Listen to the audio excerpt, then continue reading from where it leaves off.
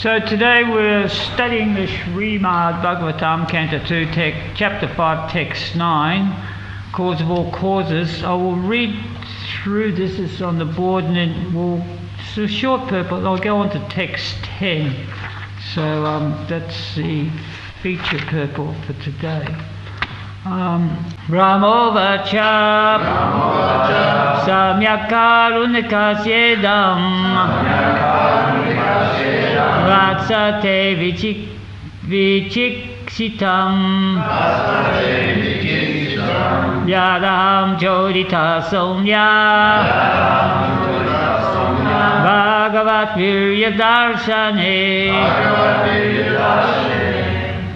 Brahmo vacha, Lord Brahma said, Samyak, perfectly, Karunikasya, of you who are very kind, Idam, this, Vatsa, my dear boy, Te, your, Vichikitsitam, inquisitiveness, Jyat, by which, Aham, myself, Chodita, inspired, Soumya, O gentle one, Bhagavat, of the personality of Godhead, Virya, prowess, Darshane, in the matter of. Translation, Lord Brahma said, my dear boy Narad, being merciful to all, including me, you have asked all these questions because I have been inspired to see into the prowess of the Almighty Personality of Godhead. Purport by Srila Prabhupada.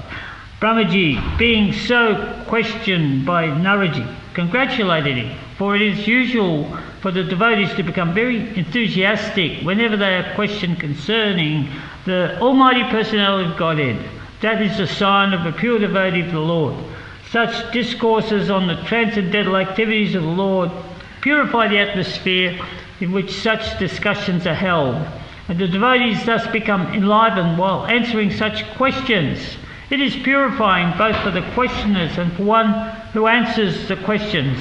The pure devotees not only satisfied by knowing everything about the Lord, but are also eager to broadcast the information to others. They want to see that the glories of the Lord are known to everyone. Thus, the devotee feels satisfied when such an opportunity is offered to him. This is the basic principle of missionary activities. I did prepare the next verse, so maybe I'll read that and go into a bit of the purport and explain that. A bit of a misunderstanding. It's all right. Nanritam tavatachjapi yatamam prabhravisyabo avigyana paramata etavatam yato hime. Translation. Whatever you have spoken about me is not false, because unless and until one is aware of the personality of Godhead, who is the ultimate truth beyond me, one is sure to be illusioned by observing my powerful activities. So, purport by Srila Prabhupada. The frog in the well logic illustrates that a frog residing in the atmosphere and boundary of a well cannot imagine the length and breadth of the gigantic ocean. Such a frog, when informed of the gigantic length and breadth of the ocean, first of all does not believe that there is such an ocean. And if someone assures him that factually there is such a thing, the frog then begins to measure it by imagination by means of pumping its belly as far as possible, with the result that the tiny abdomen of the frog bursts and the poor frog dies without any experience of the actual ocean. Similarly, the material scientists also want to challenge the inconceivable potency of the Lord by measuring him with their frog-like brains and their scientific achievements. But at the end they simply die unsuccessfully like a frog. Durgame parimindasya skalat pate katimuhu swakripa yusudan shanta shanta valambanam magina timarandasya jananjana salakaya chaksurun militam yena tasmai shri guruve namaha. So both of these slokas are actually Lord Brahma congratulating Narada Muni. So Lord Brahma is the first created being within this material universe, and he's the one that was born, the most intelligent one that was in the last universe that's come out in this universe that's created by Lord Vishnu. And now he is about to embark on the process of creation. But first, before doing that, he has no knowledge of anything, so therefore he relies on the Lord to give him the knowledge by which to create all the facilities with this material universe for the living entities to exist in. So this process of knowledge is also being passed down from him to Narad Muni, and so Narad Muni can also know this and pass it on to all the living entities, that the process of knowledge to attain the perfection is coming from the Supreme Person. The Supreme Personality of God is Sri Krishna. And then of course we are here due to the mercy of Narad Muni and the disciplic succession that has come from him, going back through millions of years, so right through to the sun god Vivaswan, to Manu, down to right through to Lord Chaitanya Mahaprabhu, and finally through all the devotees that come after Lord Chaitanya, down to Srila Prabhupada, who by the mercy of his Guru Bhakti Siddhanta Saraswati Maharaj, and then Jagannath Das Babaji, Bhaktivinoda. So we're here now, and Srila Prabhupada's brought this to the West. So this is the same knowledge. This is in the disciplic succession, in this chain, and it continues. And from now on, it's branching out into other spiritual masters disseminating this knowledge, but with the understanding that Srila Prabhupada, he's the founder of Acharya, he wrote these books which are the basis of all this sort of Vedic philosophy that we are studying, in particular the Srimad Bhagavatam, which actually talks about the Supreme Personality of Godhead. Before that there was some confusion, as I will elaborate a little bit later on down the line. So unfortunately, this brainwashed primitive, this brainwashed sort of polluted society has gone astray, and they've started to make up their own rules, because they're thinking that first of all that there was no intelligence in the beginning, that it was all just this sort of like bang, and then all these atoms and chunks started floating around, and by some random chance some life formed, and it's been developing for so many millions of years till we have this situation right now. So the result is we're an accident. You know, we're just here, and we're very lucky to be here. What do we do now? They're saying that, oh well, in the past, the primitive societies, when they needed some support, they leaned towards the idea of a God, a creator. But that's just a very, very, very basic instinct within human nature. But we've come such a long way that we've shed all these tribal instincts for the need for God, for the religion. We have our id, our consciousness, and we're developing our consciousness. Look where we've come. We're standing tall. We're standing so tall. But we have no clue what's going to happen next. No idea. We're just taking it one step at a time, and things are going belly up already. It's a big mess. And it's always been that catch cry. I was born with it. I don't know if it's still going on. Is it still going on in the village? Do your own thing, man. Do your own thing, right? Is it still going on? And people say you've got to do your own thing, right?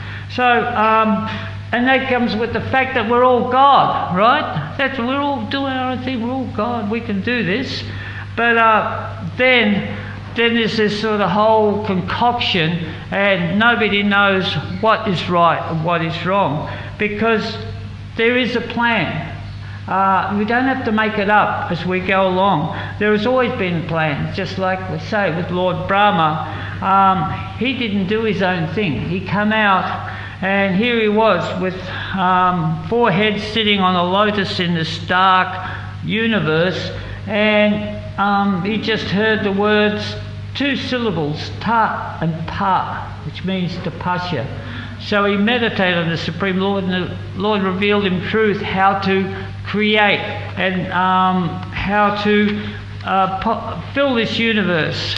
So from there he created, and he's got so many other people to help him with the maintenance of this universe. He's got like 33 million demigods that are out there in the planets of this universe, and everything, as you can see, is revolving really nicely.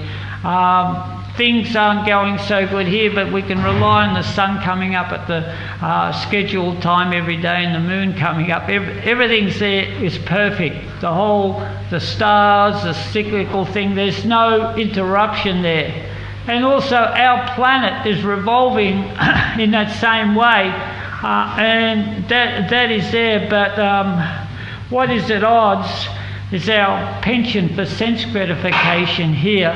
So therefore we are messing with what's inside this planet. We're at odds with the natural order of things. This natural order of things sometimes we call nature. Right, so we are lamenting about how nature is suffering so much. And because of that, we're going to get a lesson from nature, and we're going to learn the hard way that nature cannot be controlled. We're learning that right now, actually. We're seeing so many different catastrophes. I challenge that there is not one place in this whole world that hasn't come across some sort of catastrophe. Flood, fire, bushfire, earthquake, tsunami, cyclones, tornadoes.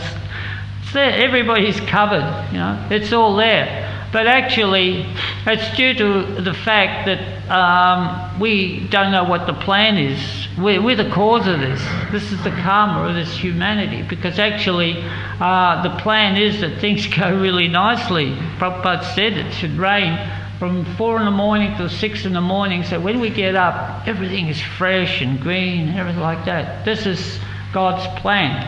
So we're learning that hard lesson now, and it's going on. So there is a natural cycle for human beings. So where have we gone wrong? I just want to analyse that a little bit. So there's a natural cycle for human beings, and it's been in the existence of our history, what we know for the last couple of 1,000 years. And it's like Dharma, there's a 4-system process: Dharma, Artha, Kama and Moksha. Have you all heard of that at all? Dharma, religiosity; Karma, economic development. Artha, economic development; Kama, sense gratification; and Moksha, liberation. So this is a cycle that human beings take. So I'll give the perfect cycle, which has been going on in the Vedic civilization for so many years. It's in human nature. It's for every society.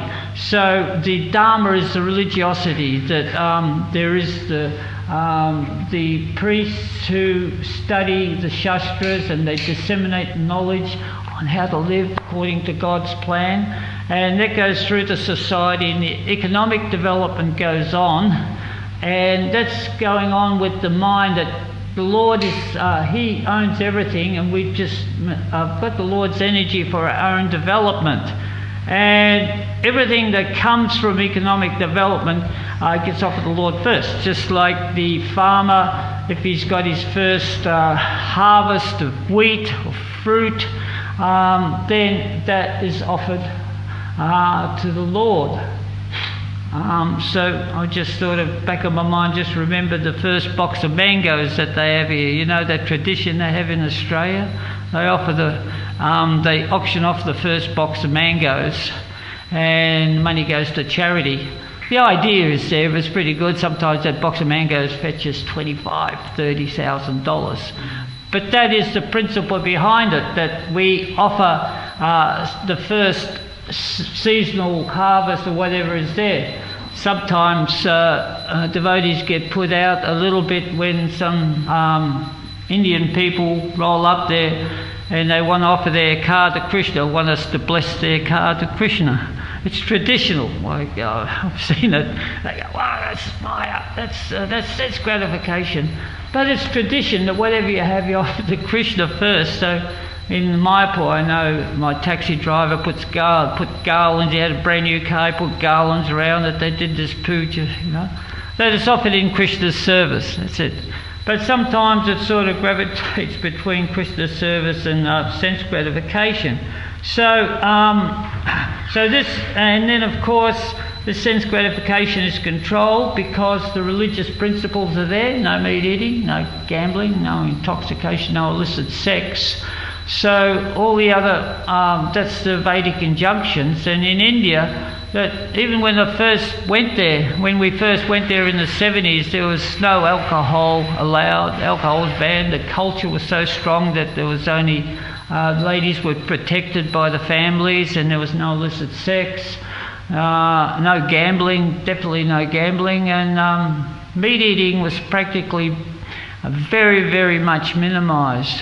Right? So that was the culture of sense gratification, with the idea that from sense gratification, dharma, artha, kama, you get liberation, right? So therefore that leads the path to liberation. That it's always been the shastric injunctions that are there. So when a person retires from life, and he can become vanaprastha, or he can be with his wife or without his wife, but the idea is that you focus your mind on your spirituality, your own salvation, right? And you worship the deities, and in this way you finish your life like that. So there's no obligation upon you to go and earn things. Everything is taken care for you at that point in time.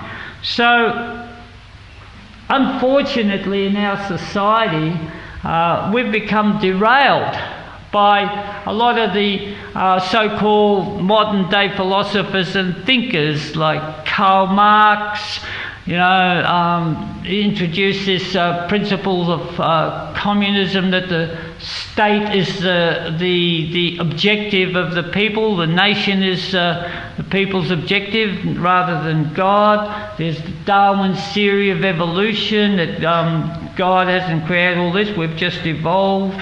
And then we have other contemporary atheists like Richard Dawkins, who openly puts on buses that God is a myth, right? In London buses he wrote this big sign, God is a myth. Right? He's no longer with us. So anyway, he's there. So, and then there's the gross materialists who begin to exploit nature for their own sense gratification, for just gross sense gratification, eating, sleeping, mating, defending nice big mansions. You see the mansions, the huge mansions, and everybody, all the sort of common people are envious of their lifestyle. And then afterwards the fame, adoration, the distinction. That's described in the Bhagavad Gita very, very succinctly in the 16th chapter, the divine and the demoniac, 16:15, like so much wealth I have today. And it goes on that I've dispensed with my enemies, and now I've become rich and famous. I'm aristocratic, I have aristocratic relatives. Now I'm in a position I can do sacrifices, I can give in charity, and in this way I'll be happy. Actually, it's like pouring fuel on the fire, hoping that the fire will go out. Just like one time we had a fire in the kitchen there. It's still very memorable in my mind, that was flaring up, the gas sort of caught fire and the oil's burning, and some devotee come along and saw a table, and he threw a table on the fire hoping to put it out, but it was particle board, and that's made with fuel, right? went up, we had to call the fire brigade. Didn't work. So fuel on the fire. So this Dharma Artha Kama Moksha, so this cycle that we're in now, it's a natural cycle, but the Dharma has been minimized by the atheists. So therefore we don't have so much Dharma, that the money is becoming the Dharma these days. And like economic development, there are no restrictions, there are no boundaries for the individuals, for the societies. And similarly with that situation, we have sense gratification, there are no restrictions either. Illicit sex, meat eating, gambling, intoxication, bring it on, right? There's no rules against that. You can do it, you have it wherever you like. And what that is doing, that is destroying the pillars of religion, because these restrictions are based on religious principles. So cleanliness, austerity, mercy and truthfulness, they're just all being totally eroded. Like truthfulness is eroded by gambling, mercy is destroyed by meat eating and so on. So therefore this truthfulness that people have, that's the last thing that we're depending on in this age of Kali Yuga. It said that all the other qualities are gone depending on truthfulness, but now truthfulness become relative. You see the law courts, right? Truth is relative. You have, it's depending on which side of the fence you're sitting on, what the truth is, right?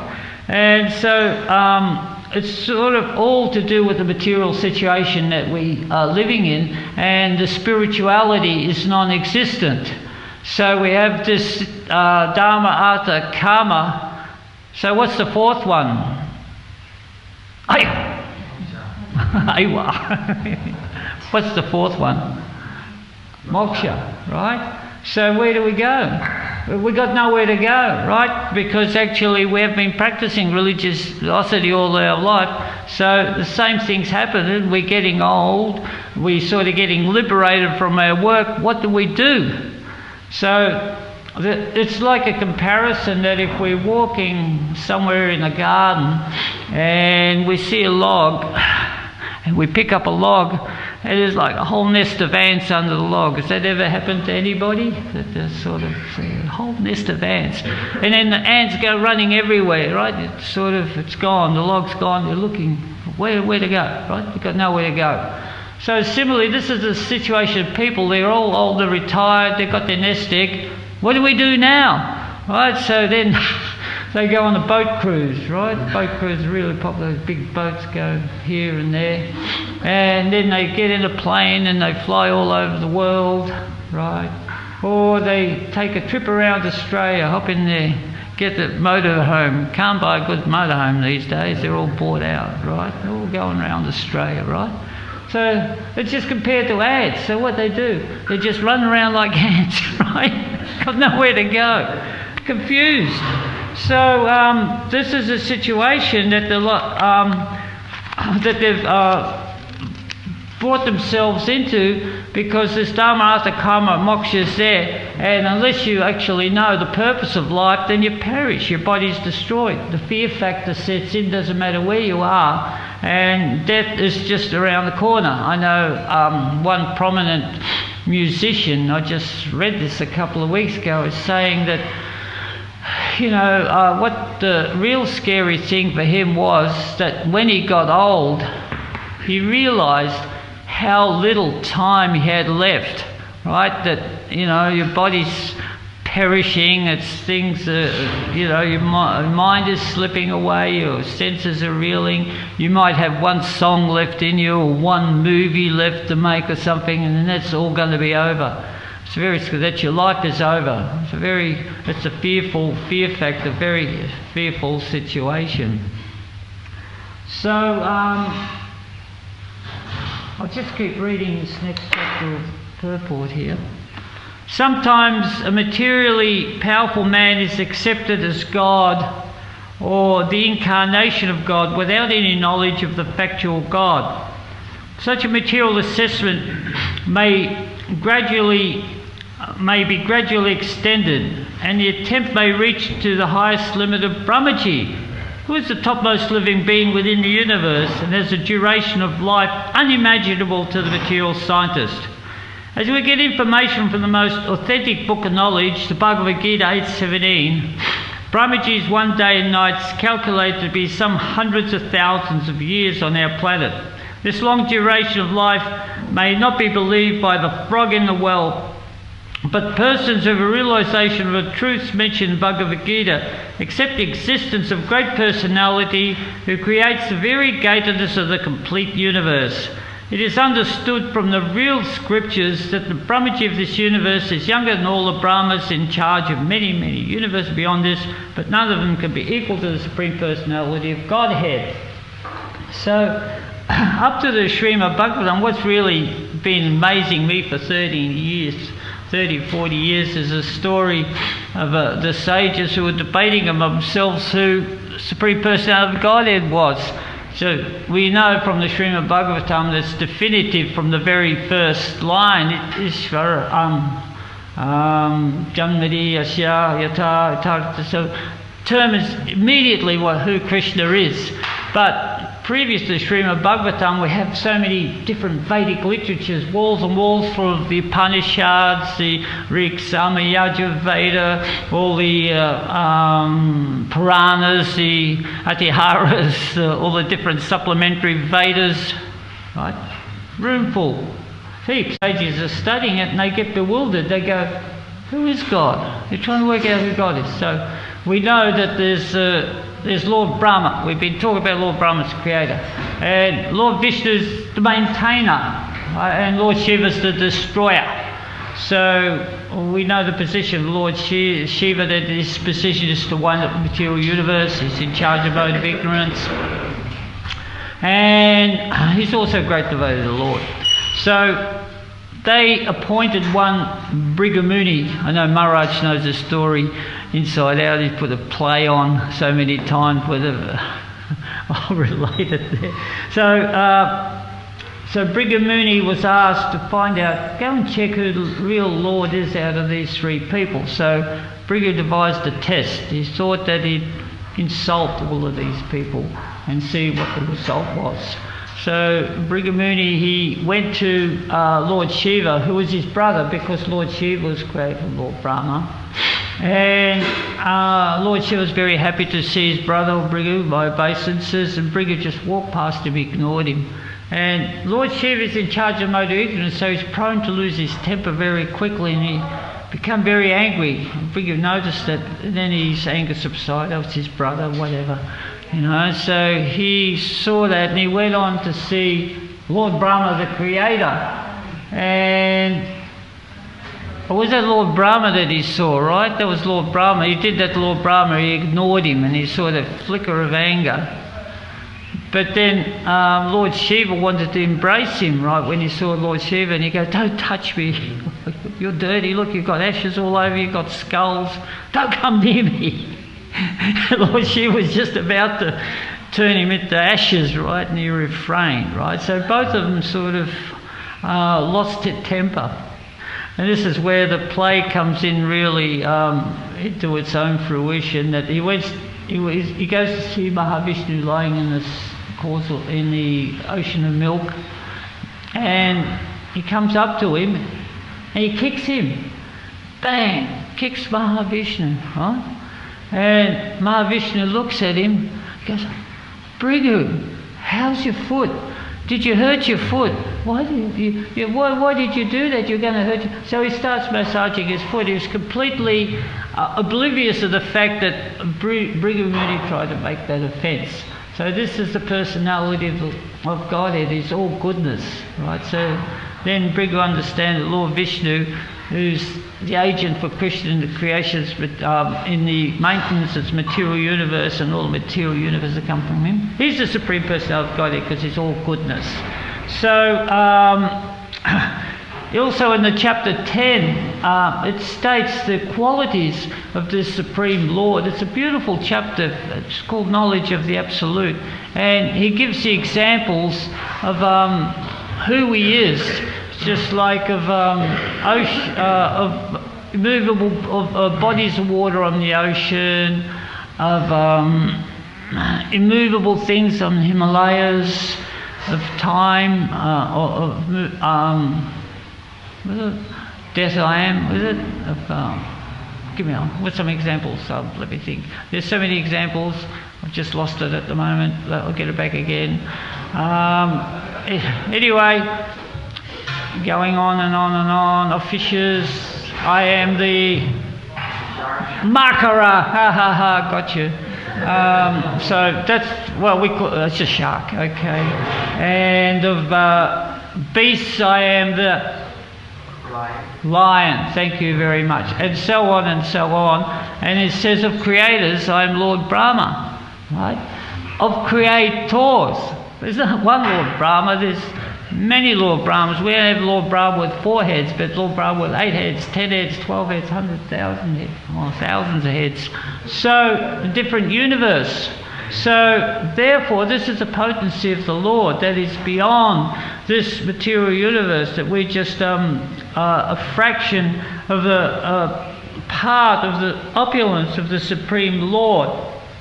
But Srila Prabhupada says here in the purport that sometimes a materially powerful man is accepted as God, or as an incarnation God without any knowledge of the factual God. So what it is just like the Lord, He's full of opulences. So we know all the opulences: fame, renunciation, beauty, wisdom, strength. I can't remember the 6th one. If anyone can help me out here, it would be very nice. But all these opulences, and we, these little parts and parcels of the Lord, may have some of these parts of His opulence, that we may be very attractive, or we may have a very nice voice that we can sing, or we may play some nice musical instrument, or we can influence people by our personality, and so forth and so on. So this small degree of talent we have serves, if we don't understand where it's coming from, we become intoxicated by this. We become delusional. We think that this is me, I'm so famous, and then you've got unlimited numbers of suckers out there in the material world who will say, yes, this person is God. Just like when I was a young boy and I was growing up, we used to see that on all the different sort of walls and everything was Eric Clapton. Eric Clapton is God, right? He's a musician, right? And then one time I did actually get to see Eric Clapton. He came and did a concert. He's from England. And he was playing very nicely, very smoothly, very nicely. We're going, oh, so nice. And then he goes, I've got to bring it down now. I can't play like this all the time. And the whole audience went, oh, I'm not God, you know. I'm not God, you know. So that's the fact. So, but a lot of people live up this illusion, and then they become intoxicated, become depressed, because it's not a mantle that they wear. Right? They're full of anxiety, and all this is taken away at their old age. And whatever little time they have left is sort of wasted away by hankering and limitation. This is the thing about the nature of human people, that all the dualities are there, hankering for the future and lamenting about the past. But real peace that we have, the real peace we attain, is when we set things right. Just like in the Sri Upanishad, it gives us a direction of where we want to go. Savasya savam idam yatkincha jagatam jagatena chaktena bunjita madgida kasya svidanam, that everything animate and inanimate is created by Supreme Personality of Godhead and is owned by the Supreme Lord. Therefore one should accept only those things that are set aside as his quota, and be happy with that, knowing well to whom everything belongs. So So if we live according to the descending knowledge that comes from Lord Brahma down to Nara to Srila Prabhupada, who's very mercifully come to the West and given us an idea, because we had no idea. There was no idea until Srila Prabhupada come along of what liberation is all about, or what the real purpose of life is, or whether we're not even this body, that we're the spirit soul. There's no knowledge of that being taught. Doesn't matter what religious institution we went to, there was confusion. So therefore, if we take this process Krishna consciousness, we're back on the path again. We're right back on the path back to Godhead. That's how it is. Jai. Does anybody have any questions or comments to make? Yes. How beautiful is God? How beautiful is God? You asking me? Well, the best way to understand the beauty of His God, beauty of the Lord, is through the Shastra, what we hear from Srimad Bhagavatam, Srila Prabhupada. Okay? And then by the performance of devotional service, steady performance of devotional service, we have that realization. I can say to you how beautiful is Krishna on the altar, but it's relative to what you're seeing. You may see that this is Krishna, he's got new clothes. You may just be a manifestation of Krishna, but we don't have a connection. So the more you make the connection with Krishna, the more beautiful you understand that He is. And then as you increase on your path of understanding the sublime truth, then you'll have tears coming out your eyes, you'll be rolling in the ground in ecstasy, and hairs will be standing on end. I sincerely hope you get to that level. Thank you.